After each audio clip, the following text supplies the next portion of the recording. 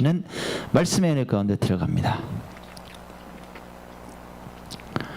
제목 읽습니다. 시작.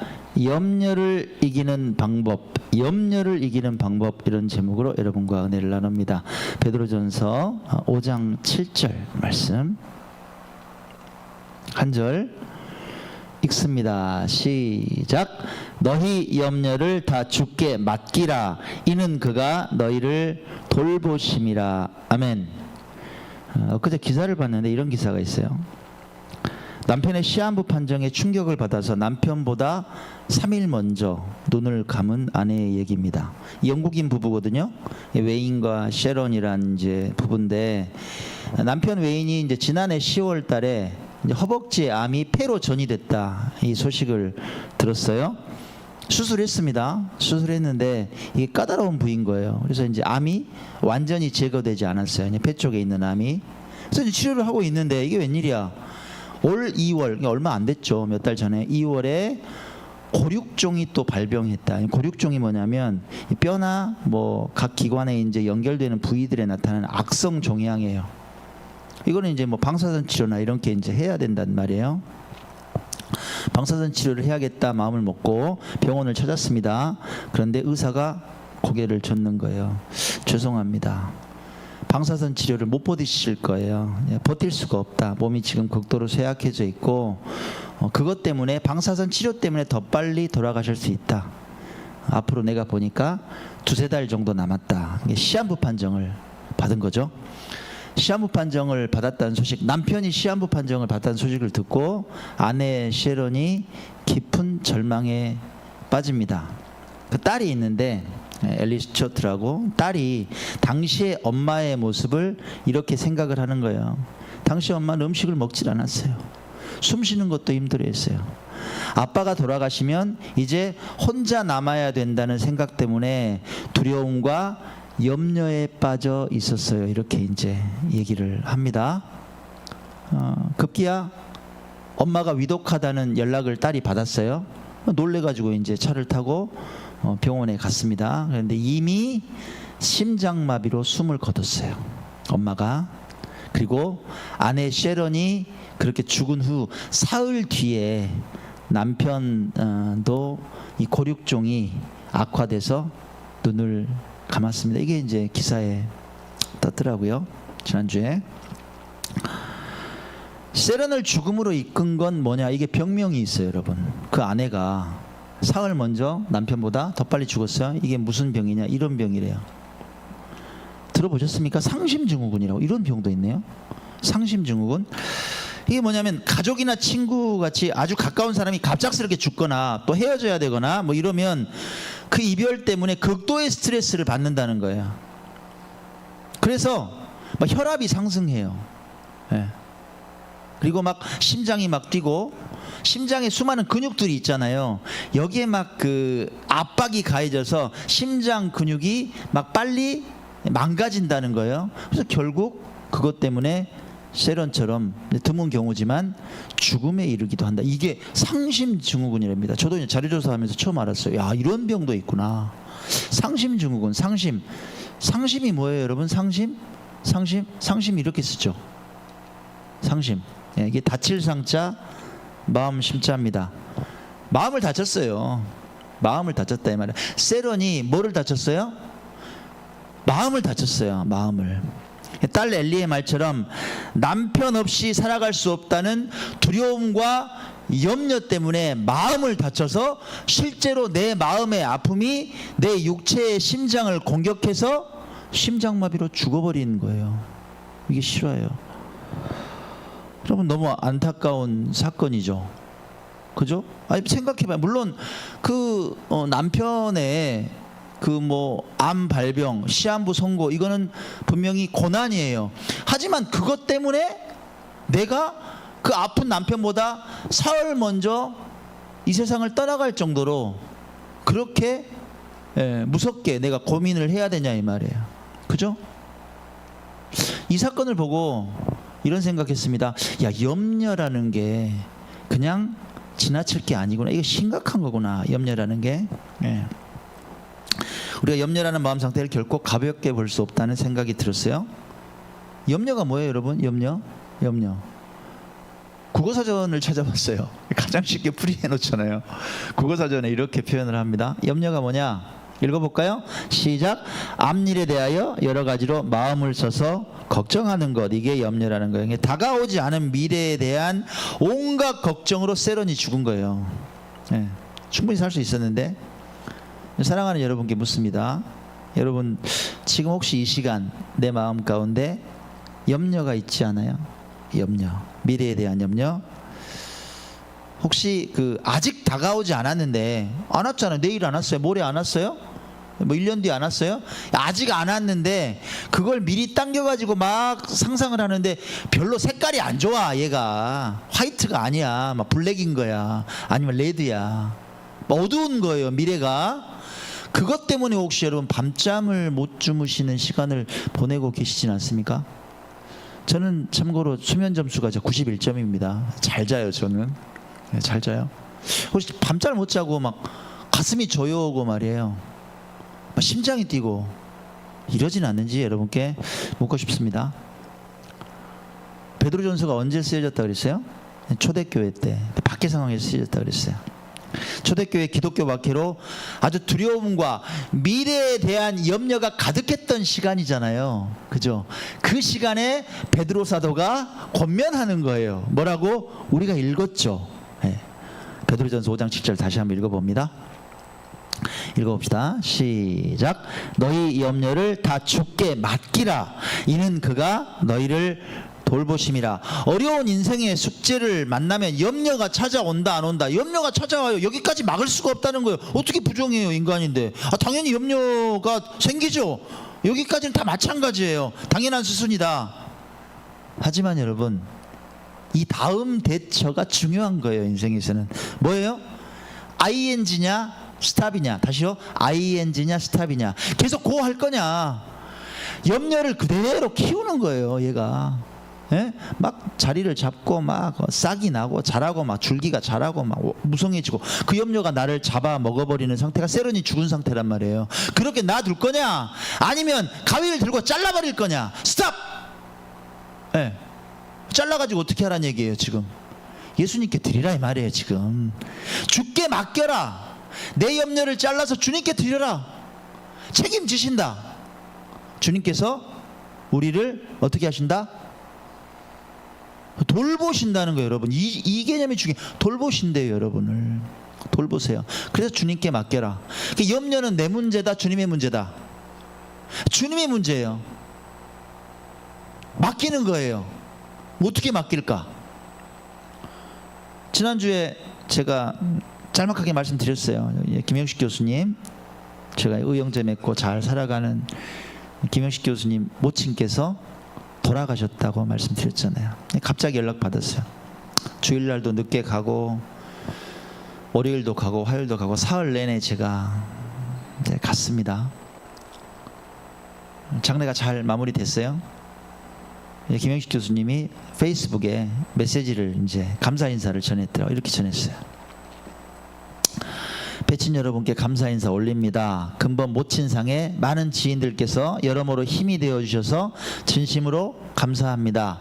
저는 14살의 부친을 여의었고 20살의 여동생, 25살의 친형을 먼저 하늘나라로 보낸 아픔을 어머니와 함께 이겨내며 열심히 살아왔습니다. 다행히 어머니께서 하느님을 만나 그분의 품 안에서 영면하셨고, 저에게 그동안 고마웠다는 말씀을 남겨주시고 제 품 안에서 평안히 떠나셨습니다. 이렇게 인사를 올렸더라고요. 실제로 상태가, 어른들은 아나 봐요. 이게 이제 앰뷸런스가 오고 말 그대로 뭐 삽관이나 이런 거 해버리면 말 못하잖아요. 그러기 전에 병원에 갈 때 아들 손을 붙잡고 어머니가 그러셨대요. 영식아 고마웠다. 이렇게. 정말 그게 이제 어머니의 마지막 말씀이 되셨어요. 갑작스럽게 이제 떠나셨거든요. 방금 소개를 잠깐 해드렸지만 그 어머니의 아픔 많은 세월이 좀 느껴지십니까? 40도 안 된 나이에 남편이 폐결핵으로 죽었어요. 에? 딸이 17살에 백혈병으로 죽었어요. 김 교수님 여동생이죠. 5년 있다가 친형이 위암으로 죽었어요. 그것 때문에 사실은 김영식 교수님도 막 우울증도 앓고 막 그런 그 고난의 시간을 많이 지났어요. 그런 아픔이 있었던 시간이 있었어. 근데 그 어머니는 얼마나 한스러웠겠냐고. 상상이 안 되죠. 자식을 둘이나 먼저 보냈는데, 남편이 40도 되기 전에 먼저 갔는데 얼마나 힘겨웠겠냐고. 한 시운 넘으셔서 당시에 지금 이제 그 사셨던 독림동 주공 3단지로 이사를 오셨거든요. 그런데 이사 와서 못 버티는 거야. 막 그 마음이 너무 막 우울해지고 힘겹고 그러니까 밥도 안 먹고 날마다 울고 그냥 막 그렇게 우울증에 시달려서 힘겨워 하셨나 봐요. 그걸 이제 김영식 교수님이 본 거야. 당시에 학교에 있을 때 김영식 선생님이 봤어. 도저히 안 되겠대요. 이렇게 있다가는 우리 어머니 죽게 생겼더래. 그래가지고 고민을 하다가 어떻게 했느냐, 성당에 전화를 한 거예요. 그냥 무작정. 어디 여기 독림동 성당 있잖아요. 여기 독림동 성당이거든요. 독림동 성당에 무작정 전화해요. 우리 어머니 돌아가시게 생겼어요. 제발 누구라도 좀 보내주세요. 제발 좀 모셔가가지고 어떻게든지 좀 활동할 수 있게 해주시고 좀 살려주세요. 아, 본인이 직접 전화를 했어요. 아니나 다를까 놀래가지고 성당에서 사람을 보내고 그렇게 이제 인도를 했단 말이에요. 그래서 실제로 이제 성당에 출석하시게 되고 미사도 드리고, 예, 성서도 읽으시고, 예, 뭐 이렇게 이제 삶이 조금씩 회복하게 됐어요. 가장 놀라운 변화가 뭐냐? 마음의 그 아픔을 다 내어놓고 그 염려를 예수님께 맡겨드리면서 날마다 기도하는 인생이 됐다는 거예요. 할렐루야. 날마다. 제가 예전에 간증을 드린 적이 있거든요. 기도를 하루에 여러분 30분 1시간 하는 게 아니야. 몇 시간씩 그냥 기도에 꽂히신 거예요. 은혜 받아가지고 성당에서 이제 기도를 날마다 자기 앉는 착석하는 자리가 있어. 날마다 기도하는 몇 시간씩. 제가 간증을 들었어요. 어느 날 영안이 열린 거야. 예수님을 직접 만났어요. 예, 예수님을 직접 만나고, 예, 그렇게 은혜 받으셨다. 그런 이제 제가 간증도 들었습니다. 그 증거 같은 게 있어요. 그 증거가 뭐냐? 예, 장례 미사를 성당에서, 이 제가 찍은 거예요. 평신도잖아요. 평신도인데 마지막 장례 미사를 성당에서 이렇게 치러 주더라 이 말이에요. 제가 좀 깜짝 놀랐어요. 마지막 인사를 그렇게 할 수 있도록 기회를 주시더라. 신부님이 이제 강론을 하시는데 그런 말씀을 하십니다. 양수님 안나가 늘 앉아서 기도하시던 자리가 생생합니다. 우리 성당에서 가장 많이 기도하셨던 분이에요. 예수님께 아픔을 다 내어놓고, 여러분 아시잖아요. 얼마나 아픔의 세월을 보냈는지. 그 아픔을 예수님께 다 맡겨드리고 날마다 기도하셨던 그분을 그냥 보내드릴 수가 없어서 우리가 이 자리에 모였습니다. 그렇게 강론을 하시더라고. 네, 참 가슴이 좀 뭉클했습니다. 여러분 아시다시피 이제 저하고 김 교수님하고 막역하잖아요. 그러니까 이제 아까 말씀드렸듯이 뭐 사흘 내내 찾아가고 마지막에 영락공원 화장하는 데까지 찾아갔어요. 이제 화장하는 시설 안으로 이제 보내잖아요. 시신을 이제 보내고 한 2시간 기다려야 돼요. 화장을 다 마치려면. 보통 그때 이제 사람들이 식사하고 돌아가거든요. 인사하고 다 가더라고. 예, 저도 뭐 거의 다 아시는 분들이 왔어요. 다 가더라고요. 마지막까지. 거기까지 오신 분들도 대단하지, 그죠? 예, 근데 다 가셔요. 마지막까지 누가 남았다? 제가 남았어요. 남아야겠더라고. 저는 남아야겠더라고요. 그냥 가기 싫은 거예요. 아무튼 끝까지 저는 이제 낙골당에 이렇게 이제 그 유골함을 이제 이렇게 오실 줄 알았더니 이제 다 마쳤어요. 화장장에. 근데 다른 곳으로 가는 거예요. 이제 자연장 하는 곳이 있대요. 자연장. 그러니까 매장을 땅에 하는 곳이 있어요. 넓게 하는 게 아니라 그 화장한 유골함을 작은 공간에다 땅에다가 이제 매장하는 자연장을 택하셨더라고. 그래서 제가 이제 버스 열심히 쫓아가서 이제 그쪽으로 갔습니다. 영락공원에 개나리 묘역이라고 거기를 가요. 거기 딱 올라가서 이제 유가족들하고 같이 딱 있는데 정말 갑자기 생각 안 했어요. 김 교수님이 저한테 또 오는 거예요. 아우님, 그리고 예 말씀하세요. 그랬더니 좀 기도 좀 해줘요. 문 목사님이 기도 좀 해줘요. 그러더라고. 여기 개나리 묘역이거든요. 이게 장례의식을 모두 마무리하는 마침표 같은 시간이잖아요, 여러분. 그 시간에 생각지 않았는데 이제 마음속으로 그런 생각이 들어요. 하나님께서 기회를 주시는구나. 내게 유가족들을 위로하라고 기회를 주시구나. 다른 어떤 순서보다 가장 의미 있는 시간 같은 거예요. 그런 순간을 만나면 참 목회자 되기 잘했다 이런 생각이 듭니다. 기도했어요. 유가족들 앞에서 기도했습니다. 뭐라고 기도했을까? 이렇게 기도했어요. 주님께 기도하던 어머니, 할머니를 닮아서 믿음의 백성이 되고 예수 그리스도를 구주로 고백하는 유가족들이 되게 하여 주시옵소서. 하나님, 삶의 어려운 파도를 만났을 때 염려를 주께 맡겨드리고 승리하는 인생들이 되게 하여 주시옵소서. 이 땅에서도 선한 영향력을 미치며 사는 우리 후손들이 되게 하여 주시옵소서. 예수님 이름으로 기도합니다. 아멘. 골자가 이랬어요. 드려. 예수님께 염려를 맡기는 인생이 되게 해달라고. 사랑하는 여러분, 이 세상 살아가면서 염려, 근심, 걱정이 왜 없겠어요? 네, 부탁드렸어요.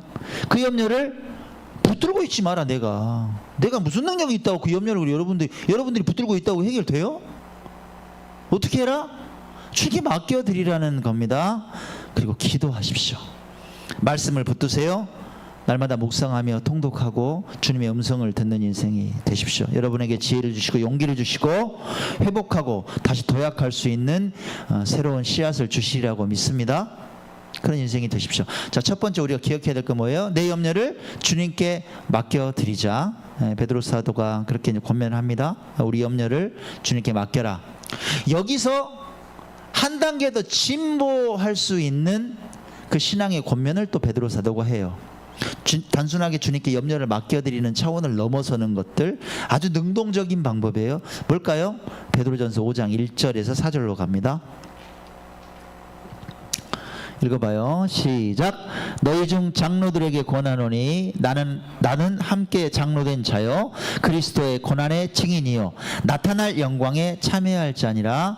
너희 중에 있는 하나님의 양무리를 지되 억지로 하지 말고 하나님의 뜻을 따라 자원함으로 하며 더러운 이득을 위하여 하지 말고 기꺼이 하며 맡은 자들에게 주장하는 자세를 하지 말고 양무리의 본이 되라. 그리하면 목자장이 나타나실 때에 시들지 아니하는 영광의 관을 얻으리라. 아멘. 여기서 장로란 누굴 말합니까?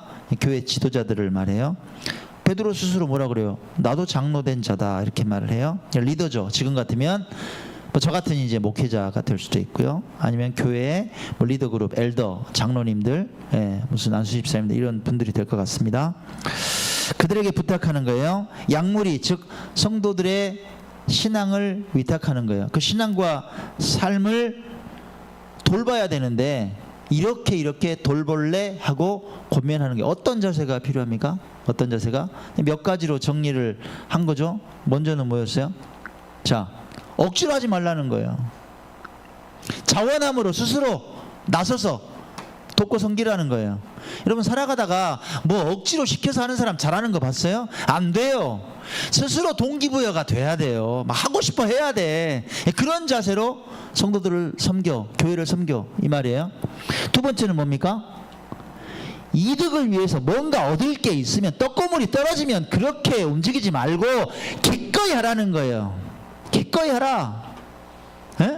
목표의식이 있는 거죠. 이득 때문에 움직이는 그런 사역자가 아니라, 좀 돌보는 게 아니라 기꺼이 움직여라. 또 삶의 자세가 어때요? 그냥 말로만 떠들어서 막 주장하고 말이야, 뭐 이렇게 저렇게 그렇게 떠들지 말고 양무리의 본이 되라. 네가 살아가는 삶으로 얘기해라 이 말이에요. 이해되시죠? 이 권면을 합니다. 베드로 사도가. 여기서 이제 중요한 대목이 있어요. 이런 자세로 사역을 하는데, 돌보는데 자원에서 기꺼이 본이 되게 일하고 움직이는데 이 목적이 뭐냐 이거야. 나를 위해서예요? 타인을 위해서예요? 여러분 다시 말씀드려요. 자원에서 기꺼이 본이 되게 그렇게 돌보면서 사는데 이게 나를 위한 거예요? 타인을 위한 거예요? 누굴 위한 거예요? 보세요 여러분, 양무리를 위한 거예요. 내 얘기가 아니잖아, 그죠? 양무리, 성도들을 위해서 리더인 당신이 돌보고 살리고 지켜야 될 대상들을 위해서 자원해서 기꺼이 본이 되게 살아라 이 말이에요. 응? 양을 위해서 살아라. 이 대목을 이제 조금 확장해 볼게요. 양을 위해서 살아라. 양을 쳐요. 누가 쳐요? 목동이 치잖아요. 목자가 치잖아요, 그죠? 예. 양 칠 때 뭘 생각합니까? 요즘 AI가 너무 좋아. 제가 몇 개 그냥 키워드 입력했더니 그냥 이렇게, 예? 푸른 초장, 양떼, 목자 막 뒤 배경에는 높은 산 이랬더니 이게 나오네. 예. 궁금하신 분은 저한테 와. 내가 금방 가르쳐 줄게. 지금 목자가 양 치고 있는 거예요. 자, 이 목자가, 여기 있는 목자가 무슨 생각하냔 말이에요. 지금 양이 배고프지 않나? 생각할 거 아니에요. 야, 어디 좋은 풀이 있을까? 뭘 먹일까? 목자가 고민한단 말이에요. 그래서 푸른 풀밭을 찾아요.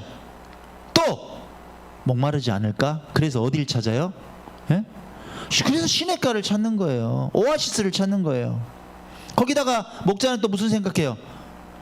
나쁜 짐승, 물어 죽이는 그런 못된 애들 막 이를 드러내고 그런 짐승이 없을까 늘 살펴. 그냥, 예, 지팡이 들고 혹시 또 낭떠러지에 떨어질까, 위험한 데는 없을까, 목자가 살핀다는 얘기예요. 자, 그러면 보세요. 방금 말씀드린 배고프고 목마르고, 그죠? 막 짐승이 쫓아오고 막 뭐 낭떠러지에 떨어지고, 이거는 누구 염려거리예요? 예? 양의 염려거리잖아, 그죠? 근데 그 염려거리 해결할 능력이 있어요, 없어요? 해결할 능력이 없는 거야, 양은. 그러니까 누가 대신 그 염려거리를 가져왔다? 목자가 가져왔다는 얘기예요. 베드로 사도는 그런 자세로 성도들을 돌봐 일해 사역해, 그 말이에요. 이해되시죠? 양의 염려거리를 갖고 오라는 얘기예요. 에? 양의 염려거리를 갖고 와라. 내 걸 만들어라. 그러면 어떤 일이 생기느냐, 그렇게 사역하면 어떤 일이 생기느냐, 방금 읽었던 그 말씀 아래쪽 보세요. 그렇게 하면, 그리하면 목자장이 나타나실 때에 시들지 아니하는 영광의 관을 얻으리라. 아멘. 예수님께서 영광의 관을 주신다는 거예요. 칭찬하신다는 거. 제가 이 말씀이 떠올랐어요. 마태복음 25장 말씀 읽어봅시다. 시작. 그 주인이 이르되 잘하였도다 착하고 충성된 종아, 내가 적은 일에 충성하였음에 내가 많은 것을 내게 맡기리니 내 주인의 즐거움에 참여할지어다. 아멘. 주님께 이 칭찬 받으면 여러분 얼마나 행복하겠냐고. 어떻게 하면 자원해서 기꺼이 본이 되게 양들의 염려거리를 내 걸로 만들어서 내가 움직이면 주님께서 그렇게 칭찬해 주신다. 할렐루야. 아시겠죠? 그럼 방금 살펴본 그 사역과 삶의 자세, 이거는 교회 리더들에게만 해당되는 얘기입니까, 여러분? 그런 건가요? 나하고는 상관없어요? 아니에요. 내 얘기인 거예요. 크리스천인 우리 모두에게 적용되는 말씀이다 이 말이야. 이런 자세로 살아라. 세상에 나가서 우리가 어떤 포지션에 있는지 이건 다 달라요. 직장에 다니시는 분도 계시고 사업하시는 분도 계시죠, 그죠? 내가 학생일 수도 있어요. 아니면 일반인일 수도 있습니다. 저처럼 이렇게 뭐 목회자일 수도 있고 교회 리더일 수도 있고 아니면 평신도일 수도 있어요. 어떤 위치에 있든 내가 어떻게 살아가야 돼요? 양 같은 사람들이 있단 말이에요. 내가 관심을 쏟아줘야 될 사람들이 있어요. 그들의 염려거리가 있잖아요. 그걸 어떻게 해라? 내가 가져오라는 거예요. 그 염려거리를 가져와요. 그래서 그걸 해결해 주려고 몸부림칠 때 여러분 어떤 일이 벌어지는지 아세요? 저는 수많은 경험을 했어요. 내가 그렇게 몸부림칠 때 내 염려거리가 어떻게 된다? 주님께서 가져가시더라고. 내 문제거리를 주님께서 해결해 주시더라는 거예요. 할렐루야. 다시 말씀드려요. 내가 양 같은 이들의 염려거리를 갖고 와서 내가 그걸 해결하려고 몸부림치고 해결하고 성과를 만들어내면 내가 고민해야 될 내 염려거리를, 내 인생의 문제거리를 주님께서 도맡아 주셔서 완전히 박살내 주시더라. 할렐루야. 이 은혜를 체험하는 여러분들 되시기를 바랍니다. 진짜 진짜 한번 제발 살아보라고. 그렇게 이미 살고 계셔. 내가 믿어요. 지난주에 제가 그 말씀 한번 드렸을 거예요. 이종규 목사님 부탁으로 한 목사님이 이제 사택이 없으셔서 사택을 어떻게 매입해야 되는데 아무것도 몰라. 무슨 디딤돌 대출도 모르고 뭐 몰라. 그래서 좀 제가 알아봐 주고 있다고 말씀드렸잖아요. 이분이 여목사님이세요. 여목사님. 늦게 신학을 했더라고요. 남편이 나름 탄탄한 직장에 다니셨어요. 근데 이제 아내가 신학을 시작하고 부교역자가 되고 이러니까 여러분 문제가 뭐예요? 이동이 많잖아요. 가족들이 같이 살 수가 없는 거야. 이러니까 안 되겠다 싶어서 남편이 결정을 한 거예요. 내가 좋은 직장 그만두고 차라리 아내하고 가까운 곳에 가서 내가 열심히 일하면서 아내의 사역을 도와야겠다. 참 신실한 그런 남편이죠. 근데 이 남편이 도대체 무슨 일을 시작했냐? 세상에 관리집사님이 되시는 거 힘든 자리거든요. 교회에 관리집사님이 되셔서 아내는 부교역자를 하고 자기는 교회 관리를 하면서 관리집사 일을 하신 거예요. 막 그렇게 이제 지냈어요. 근데 여러분 대기업 다니다가 좋은 데 다니다가 관리집사님이 되시면 급여 차이가 있다 없다? 상당히 힘들어요. 예를 들자면 아주 극명하게 예를 들자면 이런 거예요. 우리 대기업 다니시는 손영래 집사님이 회사를 나와가지고 교회 관리집사가 되면 삶이 힘들어진다 이 말이야. 비교할 수 없이. 예? 그러니까 어떻게 했느냐? 당시에 그래 조그만 집 한 칸이 있으셨나 봐. 근데 그걸 갖다가 집을 팔아가지고 그걸로 조금 애들 이제 가르치기도 하고 생활비도 쓰고 뭐 이렇게 하다가 싹 사라져 버린 거예요.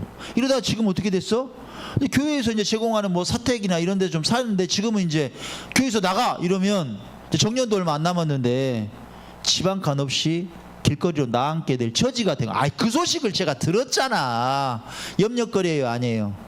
염려거리잖아. 근데 해결할 수 있다 없다 지금? 해결을 못하게 생겼어. 힘들어. 그래서 이정규 목사님이 본인도 좀 힘을 보탤 테니까 재정적으로도 힘을 좀 보태고 할 테니까 문 목사님이 좀 알아봐 주세요 하고 이제 일을 시작을 한 거예요. 제가 나섰다 그랬잖아요. 유일가든 아파트가 제일 좋거든 거기가. 그래가지고 이제 아는 부동산 소장님한테 얘기 드리고 매물 좋은 거 있으면 얼른 연락해라. 제가 몇 번 갔다? 여러분 2주 사이에 내가 5번을 갔어요. 예? 전화만 오면 막 내가 쫓아가고 살폈죠. 가격하고 맞는지, 인테리어가 잘 돼 있는지, 샤시도 안 됐네 여기는, 예? 화장실도 안 됐네, 근데 비싸네, 막 이런 판단을 하는 거예요. 계속 갔어. 그러다가 지난 목요일에 연락이 또 갑자기 와서 매물 하나를 봤습니다. 예. 거기다가 가장 좋은 동이 106동이에요. 예전에 우리 게스트하우스 있었던 그 동. 바로 앞에 숲이 있어요. 지금 또 그 사진을 하나 보여드릴 때 그건 옛날 게스트하우스 사진이에요. 지금 가서 본 매물 사진이 아니라 그냥 참고만 하시라고. 106동 앞에 이렇게 숲이 딱 보여. 아무튼 좋은 매물을 딱 찾은 거예요. 106동에 올 리모델링이 돼 있더라고. 밖에 있는 샤슈까지 싹 바꿨어요. 그레이톤으로 아주 멋지게 했어. 안에 붙박이장도 있어요. 중문도 있어. 싱크대도 싹 바꿔놨어. 손 댈 데가 없는 거예요. 가장 중요한 게 뭐예요 여러분? 가격이잖아요. 세상에 이게 요즘 시세를 보니까 올 리모델링 이 정도로 된 곳은 샤슈까지 다 끝낸 데는 1억 1,500에서 최소 1억 1,000까지는 받더라고요. 그래요? 이게 얼마에 나왔을까? 1억 500에 나온 거예요. 1억 500에 나왔어요. 출하해 해야 돼요? 해야죠. 한번 흥정 한번 하라 그랬어요. 얼마에 됐다? 1억 낙찰. 할렐루야. 화요일날 계약합니다. 화요일날 계약한대. 세상에. 부동산 소장님이 깜짝 놀라는 거예요. 리모델링 하나도 안 된 집을 막 9,700달러, 9,500달러 제가 거기를 봤거든. 거기에 비교해 보니까 너무너무 좋은 매물인 거예요. 여러분 묻습니다. 제가 이렇게 움직였잖아요. 이렇게 움직이는 거 제 의무사항이에요? 제가 그 책임을 져야 돼요? 아니잖아요. 그죠? 예. 네. 어떻게 움직이는 거예요 지금? 다시 말씀드려요. 차원에서 제가 움직였어요. 도와드리고 싶어서 기꺼이 움직였다 이 말이에요. 기쁨으로. 왜? 가난하지만 주님께 충성했던 목회자 가정이잖아요. 이런 가정에 하나님의 눈길이 있다는 거예요. 이런 가정을 도와야 된다는 마음이 드니까 차원에서 기꺼이 움직이는 거예요. 하나만 더 제가 여쭤볼게요. 이게 제 이익하고 무슨 상관이 있는 거예요? 제 이렇게 뛰면 무슨 수당 나옵니까? 하나도 상관없어요. 오히려 제 시간을 내야 돼요. 다른 일 접고. 그렇잖아요. 안테나를 세우고 있어야 되잖아. 연락 오면 막 뛰어가고.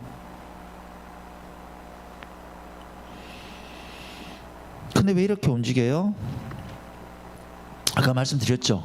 제가 뭘 믿는다고요? 다시 말씀드려요. 내가 양 같아 보이는 이들의, 그죠? 양이 능력이 있다 그랬어, 없다 그랬어? 능력이 없다고. 힘들어한다고. 뭘 어떻게 해야 될지 갈팡질팡한다고. 그렇게 보이는 이들의 염려를 내가 갖고 와서 그걸 해결해 주면 내 인생의 염려거리를 누가 책임지신다? 예수님이 책임지시더라 이거예요. 할렐루야. 나는 수없이 그걸 경험했다. 그래서 즐겁게 움직여요. 사랑하는 여러분도 이 공식을 머리에 새기고 이렇게 움직이시는 여러분 되시기 바랍니다. 이거예요. 이렇게. 한 가지만 더 얘기 드릴게요. 저는 예전에 염려가 많았던 인생이다, 염려가 없었던 인생이다. 요즘은 내가 수면 점수가 91점이라니까 여러분. 염려가 별로 없어. 걱정 안 해. 뭐 걱정할 거지 있어. 예전에는 안 그랬단 말이에요. 공유교회가 어떻게 시작된 거예요? 예배실 한 칸이 없어서 거실에서 예배 드렸잖아요. 그게 얼마나 눈물 나는 일인지를 알았단 말이에요. 그때는 염려가 내 가슴을 짓눌렀어. 나는 언제 의자 5개 놓고 예배를 드려볼까 그랬단 말이에요. 그 아픔을 아니까, 그 염려, 근심, 걱정이 많았던 세월을 지나 놓고 보니까 그렇게 똑같이 아파하는 목사님들이 계시다는 걸 알았고, 그들의 염려를 좀 책임져 드리고 싶다. 그래서 시작된 게 공유교회란 말이에요, 여러분. 그죠? 어제도 토요일에 한 목사님께서 오셔서 제 상담을 좀 했어요. 어디 저쪽 돌고개에 있는 데서 개척을 하셨대요. 뭐 한 40평 얻어가지고 개척을 용감하게 하셨나 봐. 근데 뭐가 왔다? 몇 년 전에 코로나 아저씨가 오셨어. 교회를 개척을 했는데 얼마나 힘들었겠어요. 결국은 접으셨대요. 너무너무 이제 마음에 상심이 있었다는 거야. 그러다가 이렇게 지내고 있는데 저는 그분이 누군지도 몰라요. 다른 교단의 목사님께서 이 목사님 보고, 아이고 운암동에 가면 말이야 공유교회가 있어, 이렇게 안내를 해주더래요. 거기 한번 가봐. 그러면 좋은 조건에서 말이야 다시 막 개척할 수 있고 예배 드릴 수 있고 그런다고. 그 말을 듣고 그냥 놀래가지고 저한테 정보를 찾아서 연락을 하셨더라고요. 어저께 막 시설을 보시더니 너무 좋아하는 거야. 에? 근데 우리 공유교회 지금 몇 교회가 지금 예배 드리는 거예요? 4교회예요. 또 거기다 일성교회 5교회 단체가 움직이잖아요. 시간이 있다 없다? 거의 없어요. 그래서 목사님한테 말씀드렸어요. 목사님 지금 뭐 2층 예배실은 다 차 있고요. 꼭 예배를 드리고 싶으면 지층에 오후 예배 뭐 1시든지 2시든지 이렇게 예배는 드릴 수 있을 정도의 시간은 됩니다. 그것 괜찮으시겠어요? 그랬더니 할렐루야! 그래. 너무 좋대. 자기는 2층보다 지하가 더 좋대. 사모님하고 얘기해 보신대요. 모르겠어요. 이제 연락을 주시기로 했는데 만약에 어제 상담하셨던 그 목사님께서 예배를 드리시게 되면 참 난 이게 기적 같아서 난 말이 안 나와. 공유교회 선한 친구들이 5교회 1성교회 체제로 출발하게 됩니다. 할렐루야. 놀랍죠. 누가 해결해 주세요? 교회 문제를? 예수님께서 그렇게 만들어 가시더라는 거예요. 그래서 감사할 수밖에 없어. 나는 결론을 맺습니다. 여러분, 염려에 대해서, 염려를 이기는 방법이라고 여러분께 설교 제목으로 지금 오늘 말씀을 전했어요. 염려를 어떻게 해라? 다시 말씀드립니다. 주님께 맡기라는 겁니다. 여러분, 주님께서 여러분의 삶을 돌보십니다. 그리고 한 걸음 더 나아가십시오. 오히려 돌봐야 될 가족과 이웃, 교회, 성도들을 위해서 자원하고 기꺼이 본이 되게 그렇게 살아가십시오. 그때 여러분의 염려가 흔적도 없이 사라지고 염려를 이기게 될 거라고 확신합니다. 아멘. 찬양합시다.